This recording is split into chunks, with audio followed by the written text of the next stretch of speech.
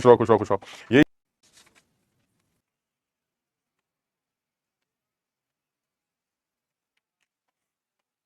तो ये कुछ पब्लिक आई है और ये खुश रहो बेटा खुश रहो खुश रहो खुश रहो। ये कुछ बच्चे हैं, खुश रहो खुश रहो खुश रहो। ये यार ये वही है, कल से ये इंतजार में थे, है ना। तुम्हारे पास बाइक है? अच्छा, ये भाई ये हमारे कुछ स्टूडेंट हैं जो सिलेक्ट हुए हैं और ये लाइव बैच है। थोड़ा सा चैट खोल देता हूँ मैं, तुम्हें पता है ना, मैं चैट बंद कर देता हूँ, कुछ भी बोलते हैं।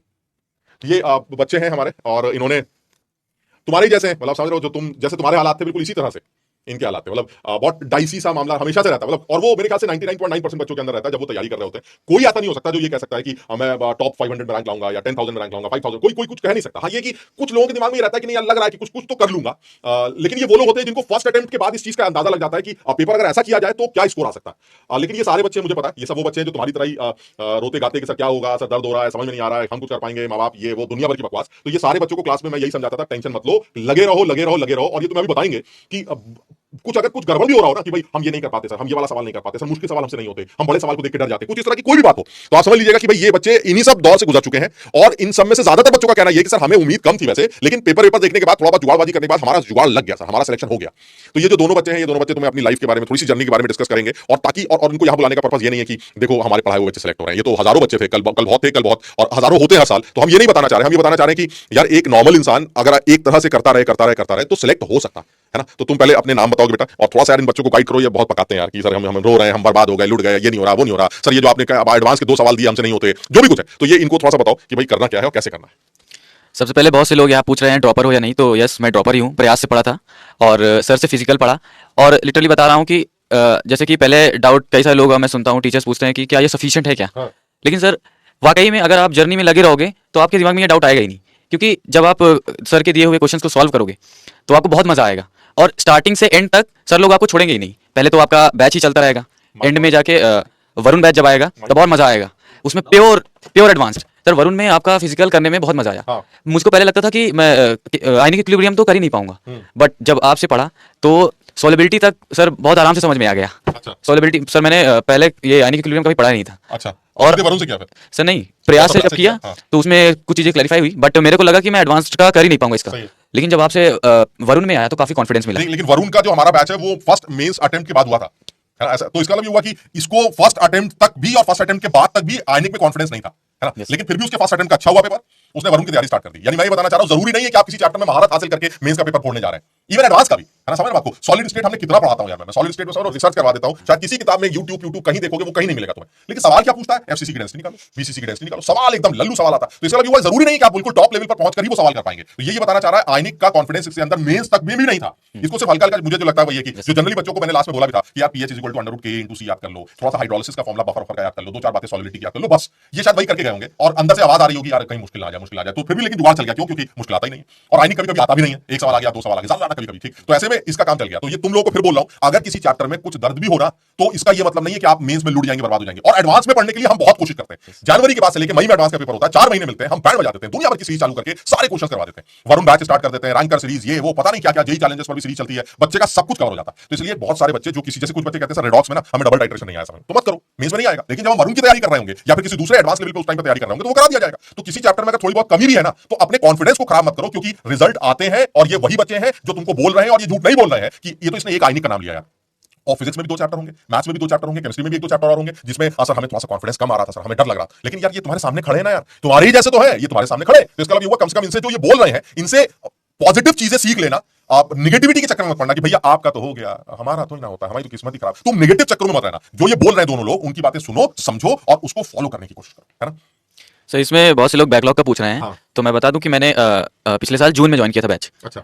और जबकि ये प्रयास तो अप्रैल में ही स्टार्ट हो गया स्टार्ट हो था। जाता है, तो 2 महीने का तो स्टार्टिंग में ही बैकलॉग था। सुन लो एकदम ध्यान से सुन लो पहले। स्टार्टिंग में ही बैकलॉग था, तो उसको कवर कैसे किया कि जो लाइव चल रहा था उसको साथ साथ कवर करते गया। हाँ। और उसके बाद जो एक्स्ट्रा टाइम, अब बैकलॉग है तो टाइम तो निकालना ही पड़ेगा, तो एक्स्ट्रा टाइम जो है वो निकाल के संडे हो गया, और 4 लेक्चर भी ले लेता था सर स्टार्टिंग में ही। अच्छा। हाँ, मैंने तो आई थिंक पूरा, क्योंकि एंड में भी हो गया था, हाँ। तो मैंने तो 4 ही लेक्चर किया पूरा उसमें। अब मैनेज तो करना ही था स्टार्टिंग में। और सर ऐसा नहीं है कि बस कर रहे हैं, बहुत मजा आया सर। हाँ। क्योंकि ड्रॉप ईयर में आने के बाद ये पता चला कि कंसिस्टेंसी होती क्या है, और बहुत मजा आया सर, लिटरली बहुत मजा। कोई यहाँ पे वो वाली बात नहीं है, क्योंकि जब आप कॉन्सेप्ट से प्यार करने लगते हो और क्वेश्चन करने में जब आपको मजा आने लगता है तब तो फिर अलग ही लेवल की बात। भैया हेलो भाई लोग, तो मैं अपनी जर्नी बताता हूँ। मैं भी एक ड्रॉपर ही था और मैंने भी जून में बैच स्टार्ट किया था। तो सर ने जैसा बोला तब तक 2 महीने हो चुके थे बैच को, तो मैंने भी अपना बैकलॉग रिकॉर्डेड क्लास से मैं 2x पे देखता था क्लासेस, और मैं लाइव में मतलब लाइव नहीं किया था मैंने, साथ साथ मैंने रिकॉर्डेड लेक्चर्स किए थे। मैं दिन के 4-4 5-5 लेक्चर्स भी करता था, और फिर मैंने अप्रॉक्सीमेटली 20 डेज में अपना बैकलॉग खत्म किया था। उसके बाद मैं लाइव पर शिफ्ट हुआ था और सभी टीचर्स ने बहुत सपोर्ट किया था। और टेस्ट में मार्क्स आप लोगों के भी कम आते होंगे, मेरे भी कम आए थे, लेकिन डिमोटिवेट मत होना, ये सब जर्नी का पार्ट है। मान लो 100 नंबर का टेस्ट है जी, तो क्या ऐसा नहीं होता जैसे कई बार 30 आए 40 आए सर बहुत बार हुआ ना ऐसा, इससे भी और कम। मेंस में भी बात कर रहा हूं, जी सर, जी यार सर। तुम क्यों रोते रहते हो बे? तुम्हारे भी अगर 100 में 30 आ गए 40 आ गए 20 आ गए 25 आ गए 55 आ गए तो यार ये होता है, ये चलता है, लेकिन फिर भी लोग खड़े होते हैं भाई। इसका मतलब है कि उस दिन क्या होगा तुम्हारे साथ, एक तो ये मैटर करता है, और तुमने लास्ट के दिनों में किस तरह से अपने आप को इकट्ठा किया है ये इस चीज को ऊपर भी मैटर करता है। आप घबराते रहेंगे डरते रहेंगे तो आप परेशान ही रहेंगे। ये सब एग्जांपल है यार, इसीलिए इनको बुलाते हैं यार, और लोगों को भी बुलाएंगे मतलब तुम्हें समझाने के लिए। और तुम देख ही रहे हो यूट्यूब पर दुनिया भर के बच्चों के इंटरव्यूज आ रहे हैं। कोई बच्चा यार वो अलग ही होते हैं जो ये कहते हैं हम तो 28 घंटे दिन में पढ़ते थे सर, है ना, वो अलग टाइप के लोग होते हैं यार। ये सारे वो लोग हैं यार जो बिल्कुल नॉर्मल टाइप के लोग हैं भाई। ये यही कहते हैं सर हमने कोशिश की थी सर, हमने अपने आप को हिम्मत दी और हमारे नंबर खराब आए, कभी अच्छे आए, कभी खराब आए, कभी अच्छा आए सर, हम चलते रहे सर, जितना टाइम मिला हमें वो करते रहे बस। हमने ये नहीं सोचा कि होना क्या, और ये देख लीजिए जब नहीं सोचा तो ये आप यहाँ के खड़े हो। सर इवन एग्जाम के जस्ट पहले भी मार्क्स का जो था वो ऐसे रहते थे। एग्जाम से पहले भी इनके नंबर बहुत अच्छे नहीं रहे, लेकिन इन्होंने पेपर दिया पूरी हिम्मत के साथ। भाई हमने पूरे साल मेहनत की है जिस एग्जाम की, अब उसको ये छोड़ के थोड़ा सोच के छोड़ आएंगे कि भाई ऐसा हमारे तो नंबर ही नहीं आ रहा है, इसमें भी नहीं आएंगे ना। इन्होंने पूरी हिम्मत से पेपर दिया, अच्छा स्कोर कर लिया यार। तुम भी कर लो भाई, तुम कहां चक्कर में पढ़ो, तुम लोग को इतना समझाया जाता है। अच्छा इनको ये और बताओ कि भाई दिन में मान लीजिए जैसे क्लासेस चलती हैं, मान लो 3 क्लासेस, अभी 3 क्लासेस चल रही हैं इनकी, तो मेरे ख्याल से ये लोग जो है लास्ट क्लास आशीष सर की होती है तो आशीष सर लंबी क्लास लेते हैं, मान लो 4 बजे खत्म हो जाती है इनकी क्लास, ठीक। तो ये 4 बजे हाँ 4 बजे खत्म हो जाता है। 4 बजे के बाद से इनके पास कितना टाइम है ये तो आइडिया है कितना पढ़ना चाहिए, मतलब कितना और किस तरह से मैनेज करना चाहिए क्लास के द्वारा, एक बार क्लास को दोबारा पढ़ना चाहिए, जो होमवर्क दिया गया वो कर लिया, या कुछ मॉड्यूल से सवाल लगा लिया, इनको थोड़ा सा और हिंट दो भाई। एक्चुअली में होता क्या है, अगर आपने अगर क्लासेस अच्छे से किए तो आपको उसे दोबारा करने की जरूरत नहीं, आप अपने नोट्स पढ़ सकते हैं। और कभी भी पढ़ाई जो है सर टाइम देख के नहीं की जाती है, हमेशा टारगेट के हिसाब से की जाती है। ये सुन लो भाई, हाँ। तो पढ़ाई में हमेशा अपने टारगेट बनाकर रखें कि मुझे आज के दिन में ये खत्म करना है। और रिवीजन सबसे फर्स्ट रिवीजन सबसे ज्यादा जरूरी है। उसके बाद जैसे कि सर मैं अपना बताता हूँ, मैं मॉड्यूल करता था, साथ साथ जो होमवर्क सर देते थे, क्लास नोट्स के सवाल, फिर उसके बाद क्लास का रिवीजन हो गया, क्लास में जो सर होमवर्क देते थे वो करता था। फिर जैसे होमवर्क बहुत सारा होता था, पूरा कंप्लीट कभी भी नहीं हो पाता था। मैं इनको भी बोलूंगा सर लोग हमें ज्यादा होमवर्क देंगे, लेकिन कोशिश करो 70 to 80% कंप्लीट हो रहा है ना तो भी बहुत अच्छी बात है। पूरा 100% नहीं होगा आपसे कभी भी, लेकिन ट्राई करो अपना मैक्सिमम देने की, और टाइम देखकर कभी पढ़ाई मत करो, मेरा एक ही सजेशन है। सही है। मैं भी यही बोलूंगा कि टाइम देके तो कभी पढ़ो नहीं। बहुत सारे लोग स्टडी आवर्स पूछ रहे हैं सर, सर स्टडी आवर्स तो कुछ ऐसा है नहीं, जब तक जग रहे हो तब तक पढ़ो। जब तक आपको लग रहा है कि आज का जो भी आपका टारगेट है वो कंप्लीट नहीं हुआ है, आपसे अगर क्लास में कुछ मिस हो गया, आप रात में अगर सो रहे हो और आप कुछ डाउट लेके सो रहे हो तो आप समझ लो कि वो दिन आपका वेस्ट ही हो गया। आप अगर डाउट लेके नहीं सो, मतलब जब तक आप उस डाउट को क्लियर नहीं कर लो तब तक आप पढ़ो। ऐसा कोई ड्यूरेशन नहीं है, अगर आप मान लोगे कि 10 घंटे पढ़ना है तो फिर 10 घंटे नहीं पढ़ोगे तो बहुत ज्यादा डिमोटिवेशन होगा, और अगर पढ़ लिए तो फिर ऐसा लगेगा कि अब ज्यादा तो करना ही नहीं है, जबकि आपका भले ही उस दिन होमवर्क छूटा है तो फिर छूट ही जाएगा। तो आप ड्यूरेशन देखो ही मत। और अभी नंबर ऑफ क्वेश्चंस लिख रहे हैं तो इस बोर्ड पे जो भी आपको मिले आप वो करते चले जाओ, आपकी रैंक बहुत अच्छी आएगी, लिटरली बता रहा हूँ। क्लास नोट्स पर अंधा विश्वास करना है। बहुत सारे क्वेश्चंस बहुत सारे टीचर्स के नोट्स से आए। सलीम सर ने जैसे एक वीडियो बनाया था, बहुत सारे क्वेश्चंस उनके वरुण से भी थे, उनके एक्चुअल क्लास नोट से भी थे। तो आप लोगों को बस सर को ब्लाइंडली फॉलो करना है और आप एक अच्छी रैंक जरूर स्कोर करेंगे। और ये भी है कि सर डिफरेंट सब्जेक्ट को डिफरेंट तरीके से लेना चाहिए। जैसे मैथ्स में है तो आप मैथ्स में सर जब तक जैसे आशीष सर बोलते भी हैं कि आप क्लास के बाद क्लास इलस्ट्रेशन तो करो ही। और मैं अपना पर्सनली बता दूं, वरुण के टाइम पे, अच्छा मैं क्योंकि सर पहले स्टार्टिंग में मेरा 2 महीने का ऑलरेडी बैकलॉग था, तो वरुण के टाइम पे क्या हुआ कि मेरे को कुछ चैप्टर्स में दिक्कत आ रही थी, और वो क्यों आ रही थी क्योंकि मैंने अपना बैकलॉग कवर करने के लिए जल्दी जल्दी किया था। Yes sir.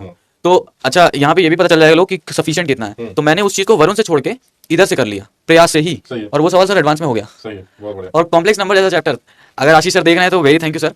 मैंने कभी सोचा नहीं था कि कॉम्प्लेक्स नंबर जैसा चैप्टर, और आपकी तरफ से सर आयनिक तक, मैंने वैसे सारा चैप्टर आपसे बहुत, मतलब एक लाइन अंग्रेजी की अगर सीख गए तो सब हो गया। आपको करार आ रहा है। यस सर, एक लाइन अंग्रेजी की, और सर बर्तन की आवाज, ये बर्तन की आवाज भी शुरू हो गई। बर्तन की आवाज सर बहुत मजा आया। मैंने रेडॉक्स भी सर नहीं पढ़ा था इससे पहले, ड्रॉप ईयर में ही आके पढ़ा, और सोचा ही नहीं था कि डबल टाइटेशन में जैसे सवाल भी मैं कर लूंगा, लेकिन जब बनने लगे तो बहुत मजा आया। और फिजिक्स में भी आप बस जो नोट्स आपको मिल रहा है उसको करो, और सर भी बहुत सारा होमवर्क देते हैं। और मैथ्स में अगर आप केटी कर लिए तो बहुत है। और फिर से थैंक यू कहूंगा आशीष सर को। सर कॉम्प्लेक्स नंबर तो मैंने कभी सोचा ही नहीं था कि मुझसे हो पाएगा। Yes sir. और जबकि पता है कितना हुआ कि मेंस में भी हो गया सवाल, एडवांस तक में हो गया। बहुत बढ़िया, सही है। मतलब यार ओवरऑल जो है ना, बहुत इन लोग से मिलकर हमें भी बड़ा मोटिवेशन मिल रहा है। मतलब हमें ऐसा लग रहा है कि तुम लोग को क्लास में ऐसे ही कहने के लिए नहीं कहते हैं हम लोग कि यार जो कराया जा रहा है कर लो यार, काम चल जाएगा काम चल जाएगा। ऐसा लग रहा है कि जो कहते हैं उसका फायदा भी होता है। हो सकता है ये कहने से 100 में 100 नंबर ना आए, ऐसा हो सकता है भाई 100 में 100 नंबर नहीं आए, लेकिन यार काम चलता है। मतलब मुझे ऐसा लगता है काम चलता है, और काम चलने का मतलब होता है सर मैं सैटिस्फाइड हूं अपने रिजल्ट से, मैं सैटिस्फाइड हूं अपने रैंक से, और अब मैं बढ़िया अफसर आईटी में पढ़ने जा रहा हूं। बस ये इतना सैटिस्फैक्शन अगर सिर्फ ये कहने से मिल जाए कि भाई अब तुम एक एक टॉपिक में देख रहे हो कि अपने मन से सवाल करते हो, और मेरी आदत है कि सवाल क्या क्या हो सकता है और क्या पूछ सकता है इसके बारे में भी डिस्कस करता हूं। तो तुम सोचो अगर तुम्हें ये भी पता चल रहा है कि क्या पूछा गया और ये भी पता चलता है कि क्या पूछ सकता है, तो फिर अब जरूरी नहीं है ना कि जो पूछ सकता है उसके ऊपर 200 सवाल और करे। एक दिमाग में उसको रिवाइज करके रखते हैं कि भाई ये पूछ सकता है ना, और मुझे ये क्लैरिटी है। तो अगर क्लैरिटी, जैसे अभी हम ग्राफ के सवाल कर रहे थे, ये हम काइनेटिक्स पढ़ रहे हैं, तो उसमें second order third order graph वगैरह बना रहे हैं, तो अपने मन से सवाल बना रहे हैं, या ये अगर स्लोप दे देगा तो इसका ये मतलब है, इंटरसेप्ट दे देगा तो इसका ये मतलब है, उसने पूछा नहीं, लेकिन